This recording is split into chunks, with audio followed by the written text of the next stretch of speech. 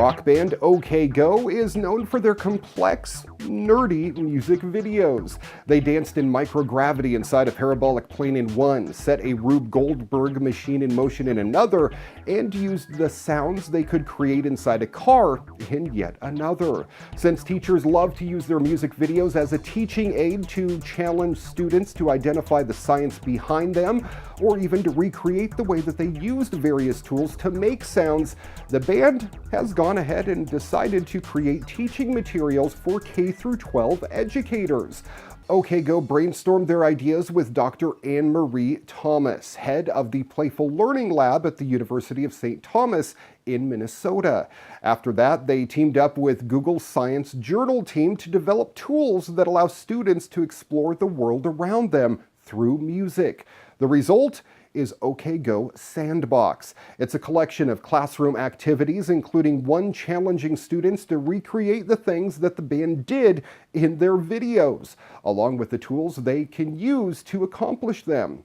Google's Science Journal team created a pitch detection feature for their app that makes it possible to create sounds with glasses of water, just like OK Go did in a couple of their music videos. They also made another feature that plays data values as pitches, allowing students to compose songs by feeding data to the app. If you're not familiar with OK Go's music, here's a piece of one of their music videos. Wondering what you've been doing. Oh, it ain't real forgiving.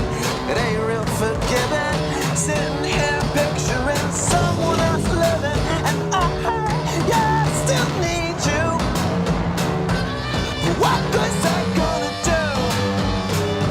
I'm needing this one thing and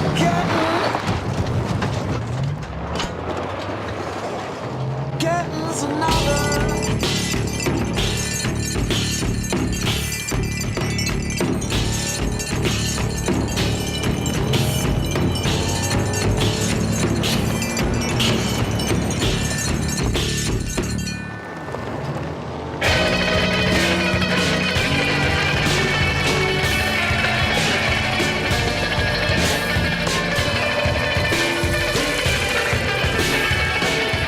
You can learn more about the project either because you're curious or you want to do the classroom activities even though you've been out of school for years now on okgosandbox.com. A woman who lost her arm over 20 years ago has received the first portable bionic hand, which through a series of tiny electrodes and sophisticated sensors has restored her sense of touch.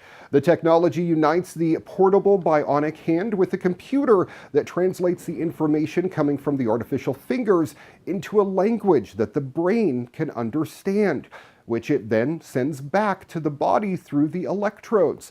This breakthrough is the result of many years of robotic research carried out by teams in Italy, Switzerland, and Germany.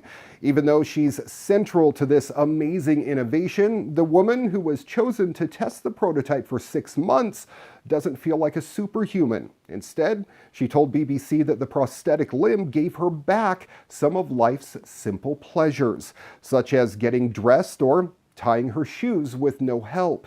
All mundane things really, but important for you to feel complete. A neurologist at a university hospital in Rome sees the technology's potential beyond the day-to-day. He told the BBC that once you can control a robotic prosthesis with your brain, you can think about creating one that allows more complex movements than a hand with 5 fingers.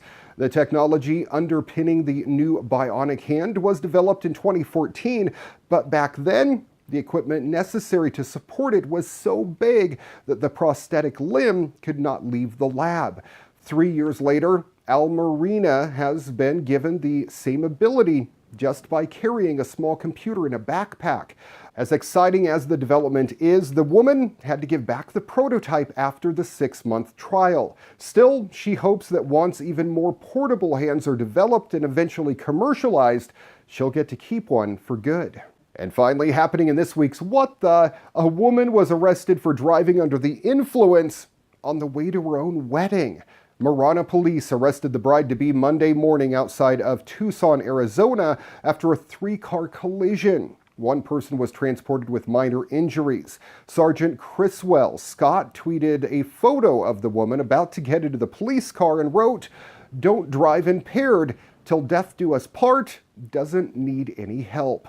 Scott said the bride-to-be was released later Monday. Thank you for watching your weekly tech update. If you have a story you think I should feature on the program, well, shoot me an email, djraymcneil@gmail.com. You can find us on Facebook too, at Your Weekly Tech Update, and check out Your Weekly Tech Update podcast on iTunes Podcast. Till next time, I'm Ray McNeil. Good night, world.